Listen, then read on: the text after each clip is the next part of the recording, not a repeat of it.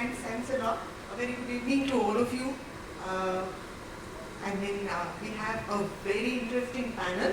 Unfortunately, we do not have Mr. Yogesh with us, but the panel is really nice and I'm sure we will have a great discussion going.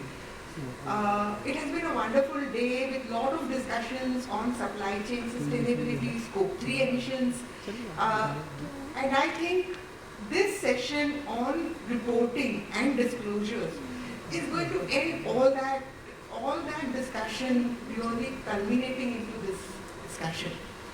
Having said all that we have said so far, I think disclosures and reporting is a very important part of sustainable future. Because unless you disclose or unless you report, unless you measure, you cannot have any action around that. So action orientation or even comparison and getting best practices in the place needs reporting and disclosures. So with this I would like to start with a nice story which Dinesh sir tells me he wants to share, and I look forward to it, sir. Can we? Thank you. I would like to just narrate a story because this morning we are just listening about theory and the practices of the ESG. And the story goes like this. We all know about the Ram and Raghavan. We know why Ram killed Raghavan. What we do not know is that we have not done the analysis of why. What is the root cause of that? And today I will quickly go through that root cause analysis of that, why Ram killed Raghavan. And something I can get a feedback from you also, and you will say because Raghavan abducted Sita. Why Sita was abducted? Because of Supnaka, right? Yeah, that's right. Dinesh, I don't know here, but I do babysitting issues. And why Supnaka was penalized? I mean, his nose was hurt. Because she proposed to Lakshmana. Lakshman. And why she proposed to Lakshman? Lakshman was very handsome in the forest. He was the only most handsome person in the forest. Eligible. And why he was in forest? Because his Brother. And why his brother was there in the forest? Promised by the king. Because of his father. And why his father sent Ram to the jungle? because his mother. So that his father Because of can his have a good peaceful life.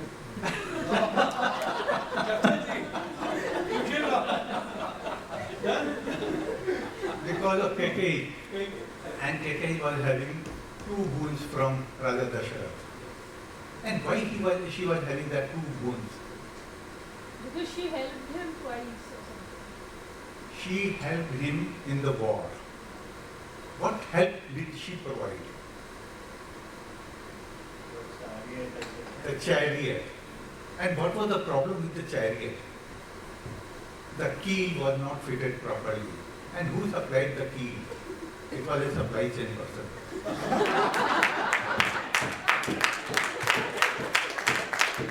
The assessment of the supply chain person or the company was not done adequately.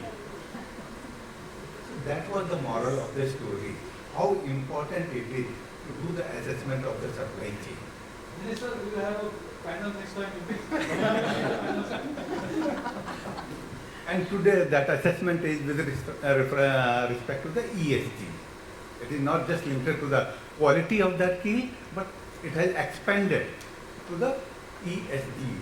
And we have seen it, how it is impacting the industry, when what happens in the China and what happens in the Ukraine war and all those things, everything is getting impacted.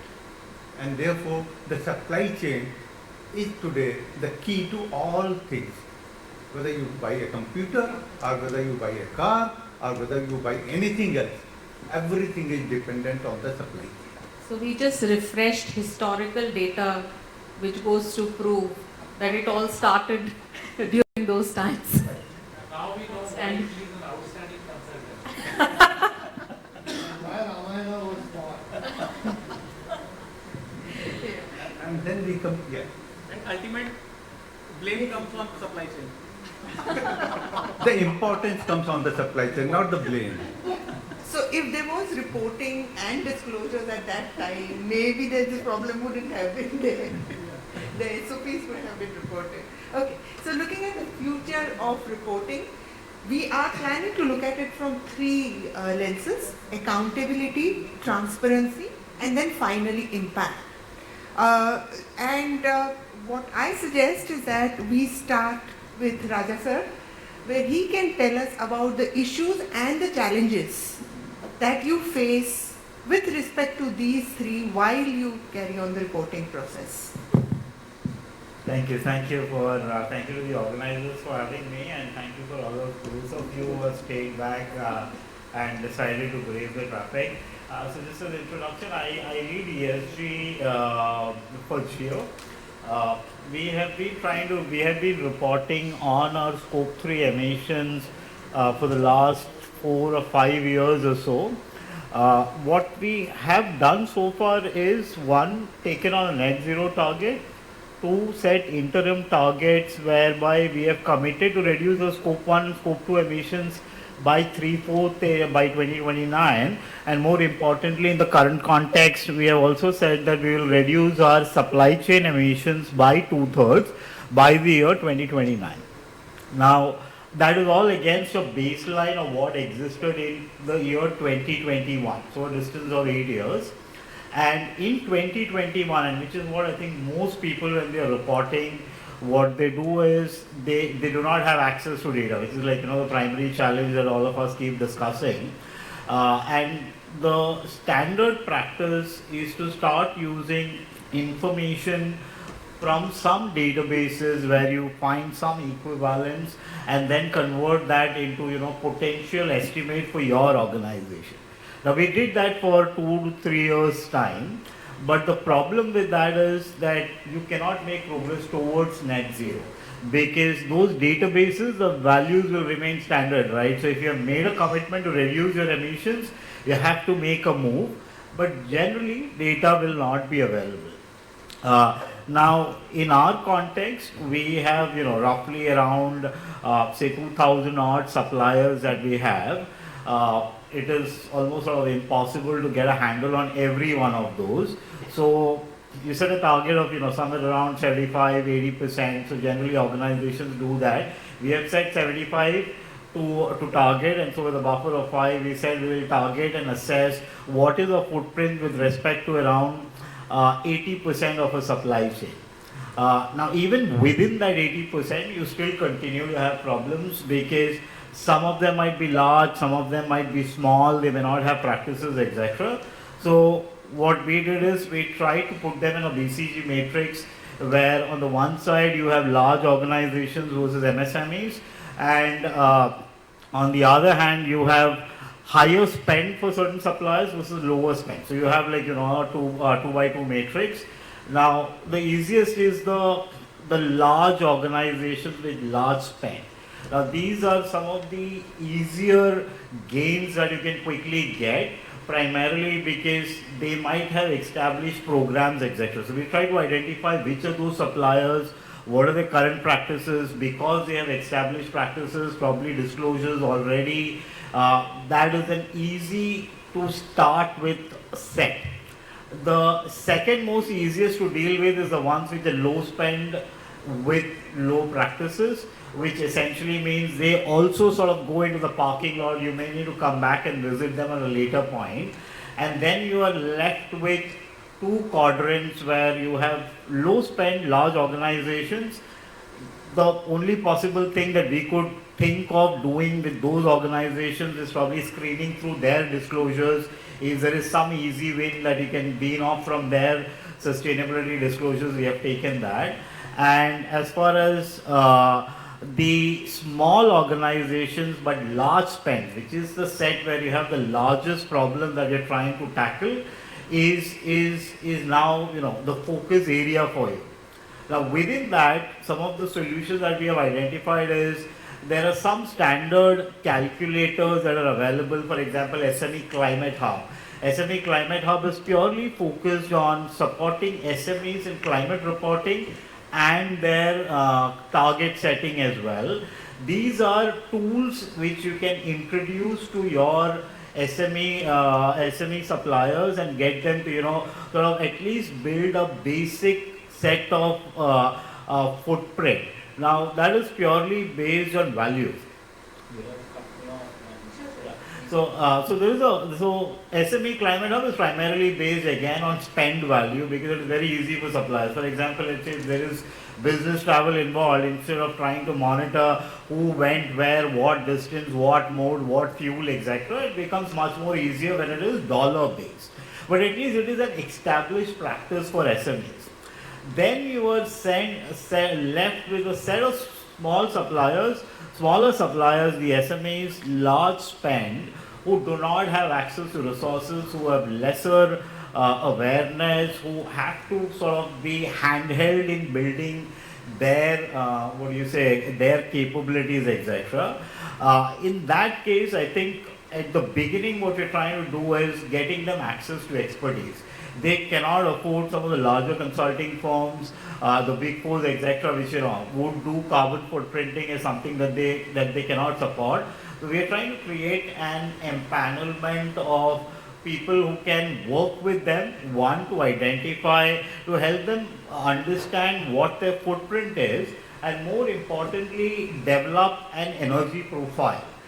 The access to the energy profile for a larger pool of suppliers who are probably not looking at the varied kinds of solution, opens up the possibility for, let's say, setting up group captives, getting them together and providing them with access to sustainable supply chain financing and multiple other opportunities that will start opening up when you work with those suppliers. So essentially, data continues to be a problem when you're looking purely at emissions perspective. In the supply chain, there is no one singular approach that will work, or tailored approach, or layered approach focused on different suppliers is essentially how we are approaching it. So in case of a situation where the cost of getting the data is much higher than the benefit of getting that data, how do you handle such situations?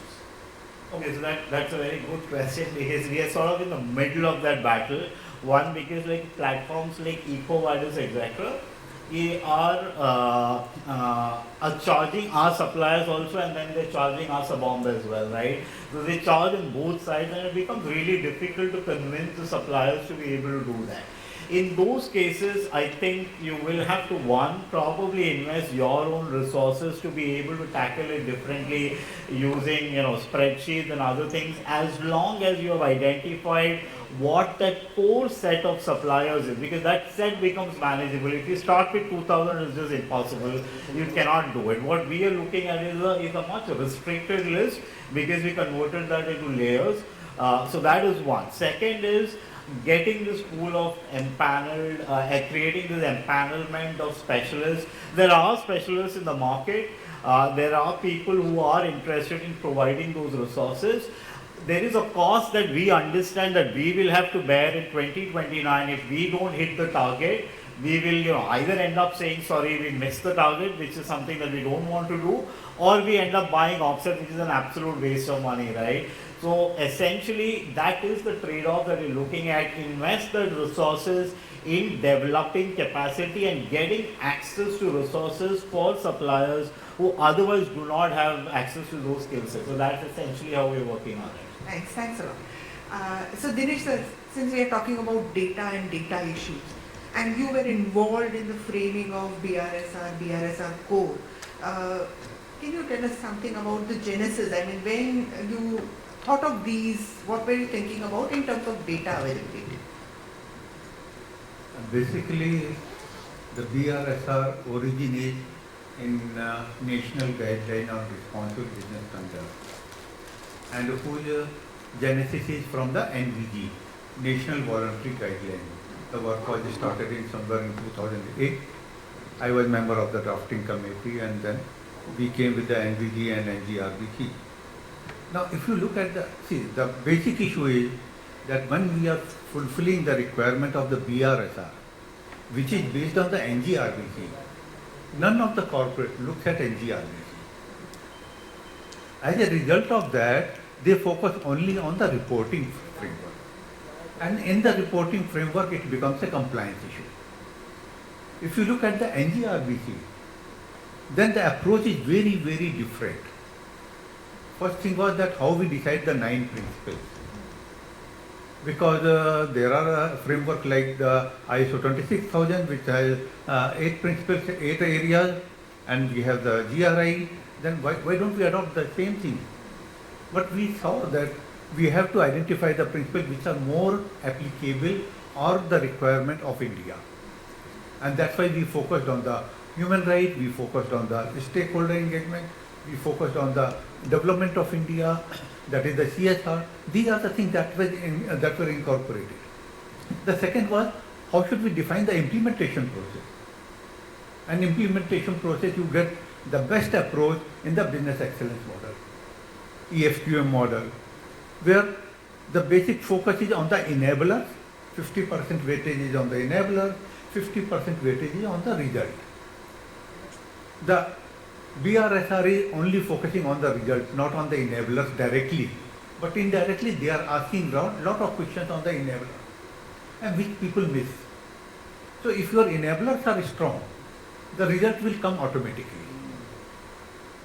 And the third thing is on the accountability. There the person, who is the person responsible? And if you look at the BRSR, we ask that who is the person responsible for a specific principle. That's a very unique approach. No other reporting framework will ask who is the person responsible for particular principle, who is the owner of the particular principle. And that way we cover all the 3 aspects. Accountability, who is the owner, impact, that is the result, and the transparency, that is the report. And result comes from the enablers. So the whole process is covered. If you look at this process, then the focus is on the gap analysis, not on the reporting. What is the gap analysis and how we create an action plan to improve upon those gaps, to reduce the gaps. So there is a continuous improvement process. That's what the BRSR is supposed to do. And whereas what we do is a basic tick mark exercise, where even the big 4 companies are also doing a tick mark. Policy 9 tick mark, ownership tick mark, approval by the board tick mark. Has anybody seen, is there a board note which says that this policy has been approved? There may not be a board note. And how they are tick marking that it has been approved by the board.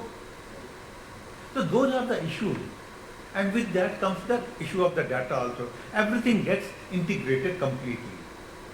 So you don't look at any issue in an independent, isolated, reductionistic approach. It's a holistic approach, and we have written it in the beginning that none of the principles can be isolated or addressed individually. They have to address together. And for BRSR 4, how is it different? Okay. Now, the BRSR has got 2 things. One is the core, one is the leadership. And why we brought it there? Because we believe that while every organization is having a sort of maturity, but their maturity level is different.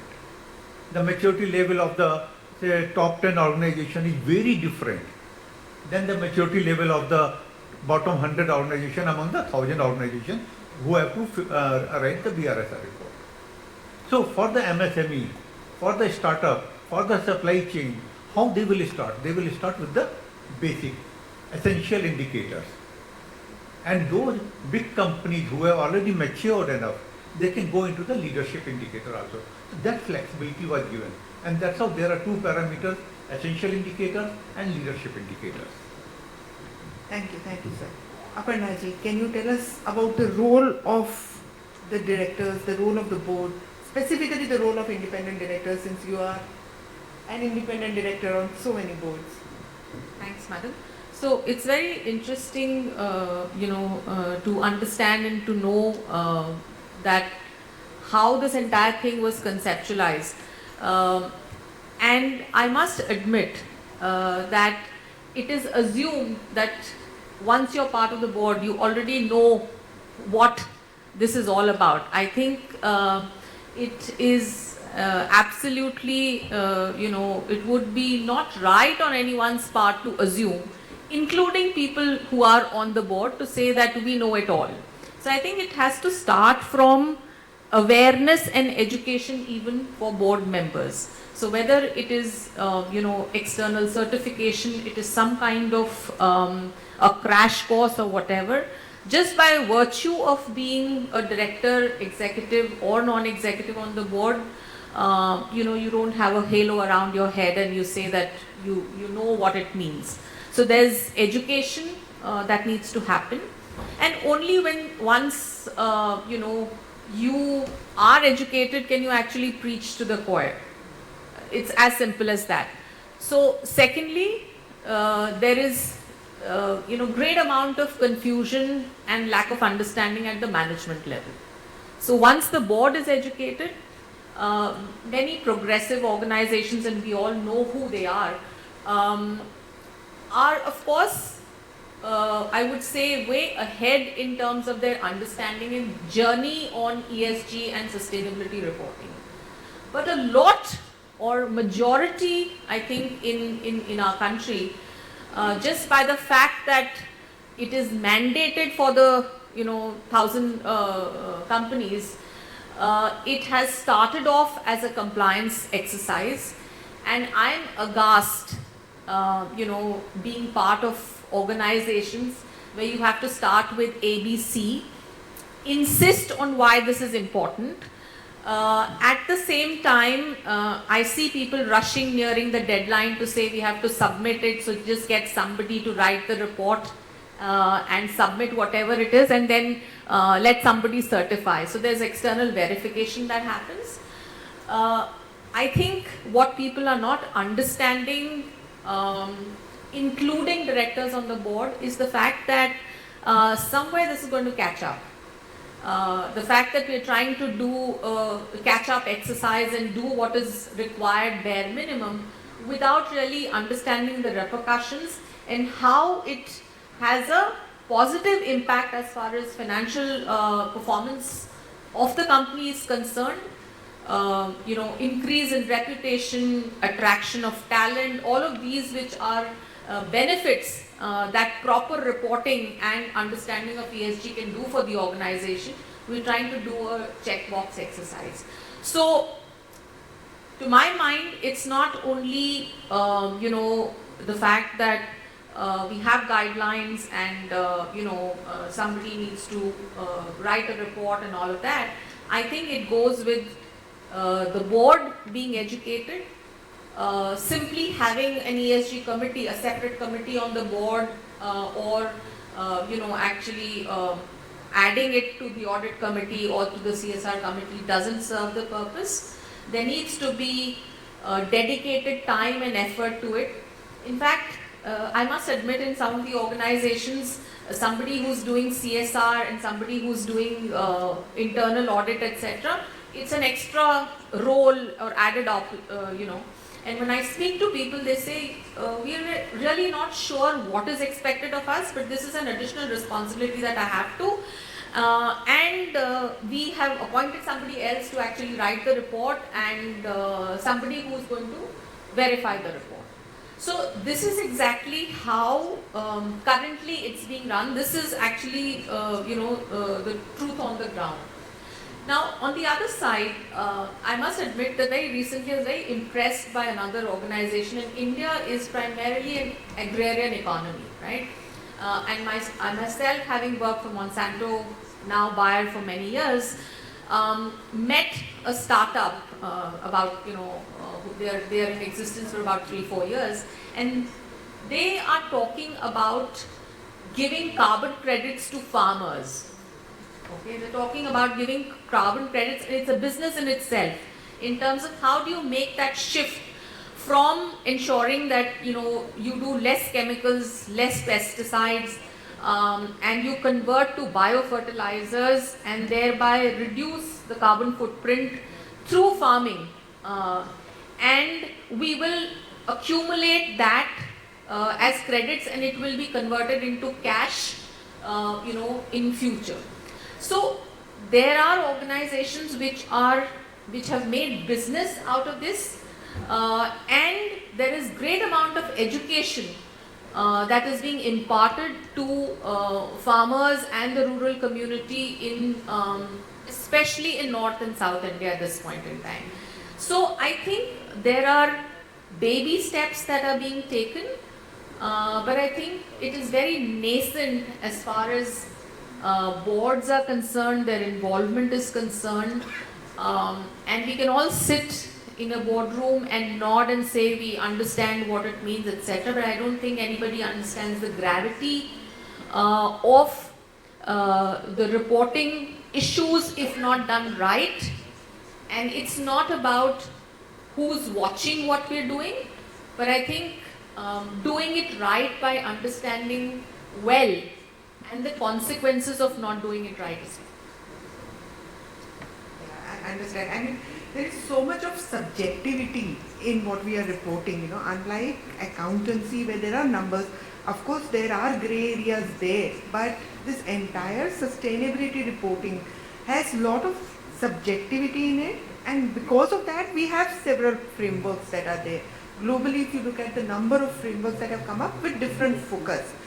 Now, keeping this in mind, I would like all three of you to comment on this. You know, keeping this subjectivity in mind, are we moving towards a framework which is talking about action rather than trying to understand the impact that is there? You know, we did this is what happened, we did that. But what is the result of this action?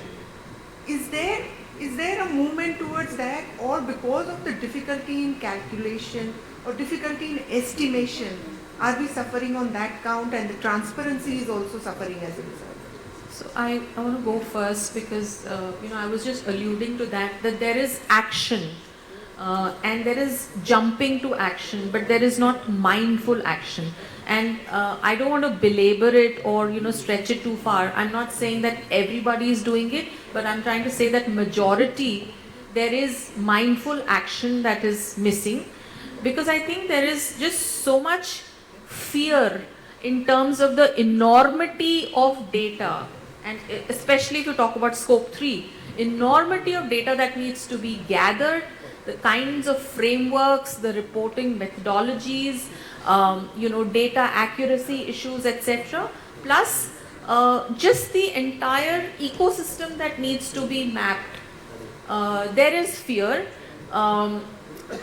I remember having this discussion with in one of the organizations I'm on the board of, and you know, the first comment I heard is, you know, if we were to set up an ESG team, ESG is a very niche skill, and hiring a ESG head is very expensive. So you're talking talent. The first comment that was made is, do we even have benchmarks of you know, how to look at compensation to hire a ESG head? Okay, that was the first comment. The second comment was, it's going to be very expensive to you know, set up a team. So we much rather give it away to a consultant, outsource it so that it can be done. Now, something as central as this, okay, you can have consultants helping you, but one is fear, the second is the cost element. You know, are we trying to discount, you know, today by not having somebody because it's going to cost more, but what is the impact if you don't do it right, you know, in terms of cost in future? So I think it's very short-sighted, and again, this was the discussion that we were having. This is very, I would say, a very narrow and a short-sighted approach to look at it, but this is the kind of discussion that is happening at the board. Okay, so you know, I was talking to Neeraj in the morning, and it's a pull versus push approach. I think there's more the push that has to come, but you know, I'm looking for more horsepower in terms of people along with me pushing. It's like, you know, I seem to be the only flag bearer trying to push the agenda. And somebody even remarked to saying, you know, you've done the ESG certification, so you seem to be better equipped. So why don't you just chair this committee? So, and you know, go with the agenda. So there is fear, and then there's a cost element. I mean, this is straight from the horse's mouth. just the way it happened, 2 weeks ago. Sir, what would you like to add? No, what you are saying is absolutely right. But more than that, who is driving this ESG rating? That's important. There are more than 400 type of ESG rating, and this is generally driven by the investors and the customers, and both are in the Western world. The Western world has their own agenda, and if we look at the sustainability, there are 9 planetary boundaries. I don't know how many of you know about that. When we talk about the carrying capacity of the Earth now, it is divided into 9 planetary boundaries, out of which 6 have been crossed. In fact, 7 were crossed. 1 is recouped. 2 are yet to be crossed. Now 3 are yet to be crossed. Now you look at it. At one time, what was the most important thing?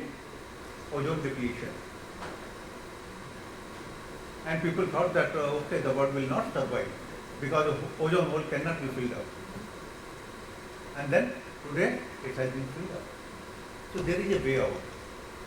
But the issue is whether we adopt a reductionistic approach or a holistic approach. Today we are talking about only one thing, climate change. This is one of the planetary boundaries. What about the balance 8 boundaries or the 7 boundaries? So that is the basic issue. And because of that, suddenly you will realize Tesla, which was having the highest rating, is down much below than the Shell. How does it happen? So that's why nowadays, if you look at the Western world, people are not trusting about these all ratings. And there is a movement now that there should only be one rating combined together. I am hoping that one day, maybe within the 5 years or 10 years, there will be only one rating, one approach for the world to survive.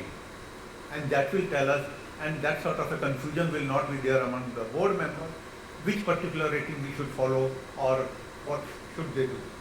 And the second is, they have to do not just reporting, but more than that, the action plan, how to improve the performance on all parameters. Right, so I'll share the industry perspective of somebody whose day-to-day job is that. So the focus, of course, ideally should be on creating impact, but eventually what happens is you end up spending a lot of time just reporting. This is an example. We do publish some information out there. We're not a listed company, by the way, this is, so that all of you know, but we do publish information externally on a voluntary basis. We have, CDP disclosures, etc. But generally investors will still come and, send you a brief questionnaire, then they will send you a detailed questionnaire, then they want to have a conversation. Then, a lot of customers also ask us for information through CDP, through questionnaires, etc. So that in itself takes up a lot of time. Generally, their own frameworks, etc. One thing that as somebody we are not a listed entity yet, so you don't need to report against BRSR. But we want to be prepared to report against BRSR. So that's something that we have been working on. Now BRSR has a definition for value chain. And what we were discussing earlier, that for the value chain, you are supposed to report against those 9 core areas, right? BRSR core. And it says, you have to report to the whole value chain, and value chain probably includes customers also. As far as scope 3 and emissions are concerned, over decades, methodologies have evolved. We have decided and worked on, how do we actually report on scope 3 and what are the relevant parameters. But when you look at BRSR, this is regulatory, right? You don't have an option. You have to report if you are in the top set of companies that are mandated to report. Certain elements like there are some data sets which are not attributable. For example, let's say health and safety, fatalities and injuries. If there is one injury at a supplier's end, and if that supplier has 100 customers, how do you attribute that? I think there was this India-specific focus when BRSR was defined. Sir can of course ratify that, but our understanding, as you know, somebody who's read these documents, is that there's an India-specific focus, and so we also added elements about how many rural employment is being generated, etc. Now, if I have a foreign supplier probably sitting in Europe, should I go and get his data about how much employment has he generated? Probably not, but that clarity is not there. On elements which a quant also is like, let's say water. We will probably all be reporting on water when we're talking about purchase of goods and services and capital goods. But the way we look at scope 2 equivalent of what our energy is, would we look at water and see which power plants have consumed how much water? The power plants are never going to share that data, right? Because they're not their consumers, right? It's like, and then eventually, the definition includes customers also. We have absolutely no clue what is the degree of influence that we will have on our customers to be able to get that information and be able to report that. I think it is being scaled down to a certain extent, at least that intent is there now, but some of these reporting requirements are so huge that as somebody who's responsible eventually to be able to report, I think it's a mammoth task for us, which is going to take a lot of time. The way we are trying to sort of organize ourselves internally is to make sure that the impact is driven by the respective departments. So if it is diversity, we act as SMEs, we have a very small team, we act as SMEs, we try and build capacity, we share best practices, we tell them what is to be done, what is the expectation, what is it that our compete is doing, what is the international benchmark, we agree on what is to be done, so that at least the impact part is taken care of, and then we are sort of left to deal with this mess in terms of how do you manage it. So there's a very, very long way for us to go in terms of how do we manage, consolidate all of this. Yeah, so we have some 8 minutes left. So any questions or comments? Yes.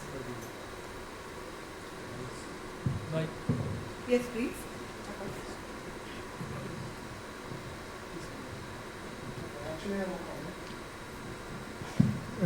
I actually have a comment on.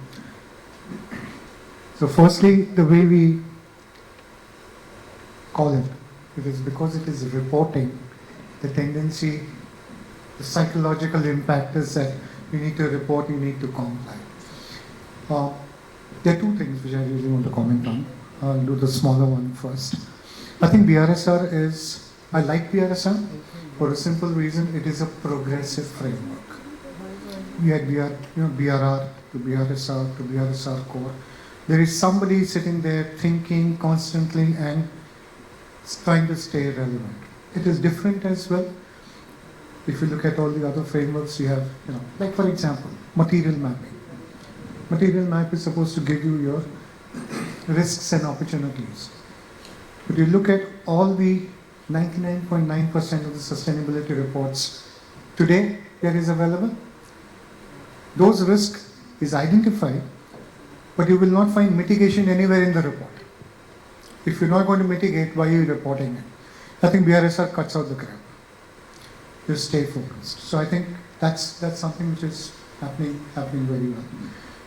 The other point which I really wanted to talk about, and that's got to do a lot with the independent directors as well.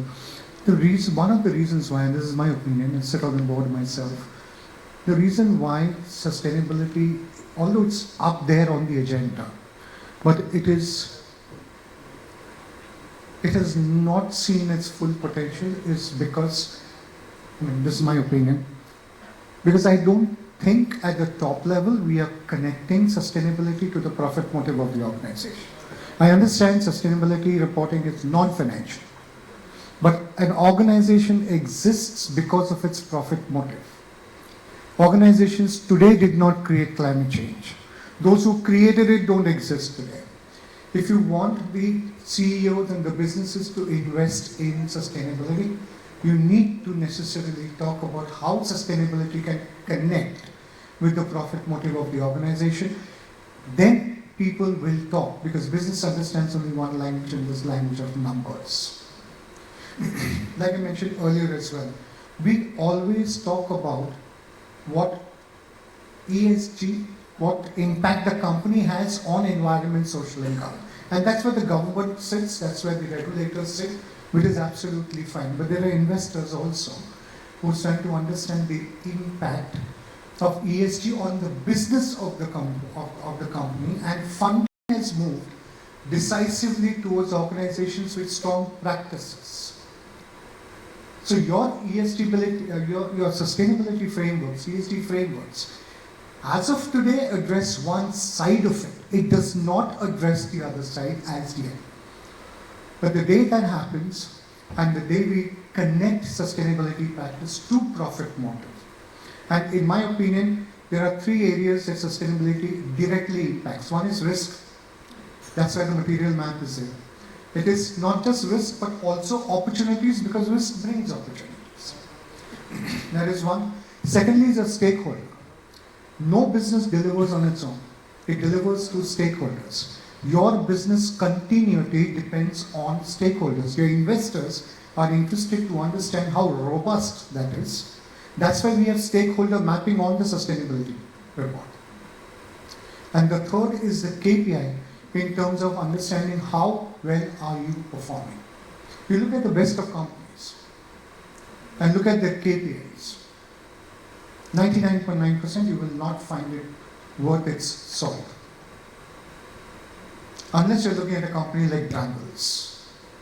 One of the best, not only reporting that they do, but also the way they actually calculate all the parameters and get validated by third party. And they report on it. It's a check company. So the comment actually is, when we're looking at a progressive framework, I think BRSR has traveled a lot.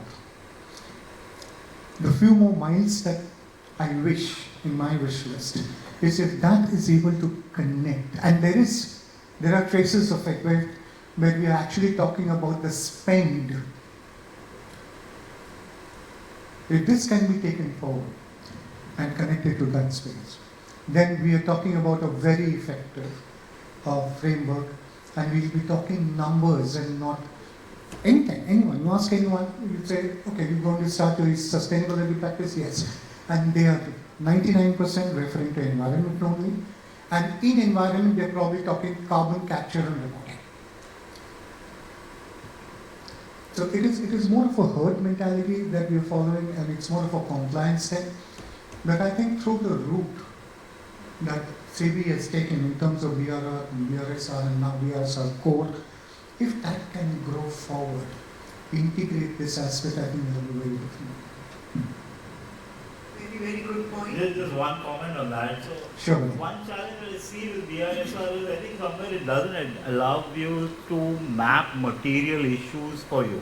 That's You just right. have to do the laundry listing reporting, right? And That's right. what you were saying earlier, that it has to connect with your business. But that doesn't happen purely with BRSR. So as it stands in its current state, it's probably not as useful. It will evolve hopefully over a course of time. But we are still not there is what is my understanding. I completely agree with you, and that's one of my wish lists. If we can connect it back to the PNL, because everybody understands that language, and so does the regulator, so does the investor, both sides understand it very well. I think the whole framework will be a very effective one, and I don't think you'll have a comparison to make anywhere in the world to that kind of a framework. So thanks a lot. Yes, sir. Yeah. Just to add to this point made by Captain Muzumdar with regards to linking profit motives to maybe ESG or the sustainability initiatives. In fact, I recall that we had invited GIM, a very eminent faculty, well versed with ESG and sustainability. So he had made this particular very useful point in terms of integrating sustainability into a company whenever it comes to a new business. Say for instance, if you're setting up a new plant, designing the supply chain network, that's where it makes sense to sort of integrate sustainability into this, wherein automatically gets linked to a profit business. But for an existing organization, yes, that could be a Herculean task. So that was a very nice thought which I shared with all of us. Just thought I'd add that. So, There's still a minute left. So I think while we quote a lot of international examples, you should all read about Geo Effect. I'm not saying that you am from Geo, but Geo Effect is one of the best examples from India on how sustainability connects with business, creates value for shareholders and for the entire economy as well. So Geo Effect is what it should be. so thanks a lot. I have so many more questions to ask all of you, but paucity of time. So let's wind up today. I hope we get more opportunities to continue this conversation. Thanks a lot, everyone.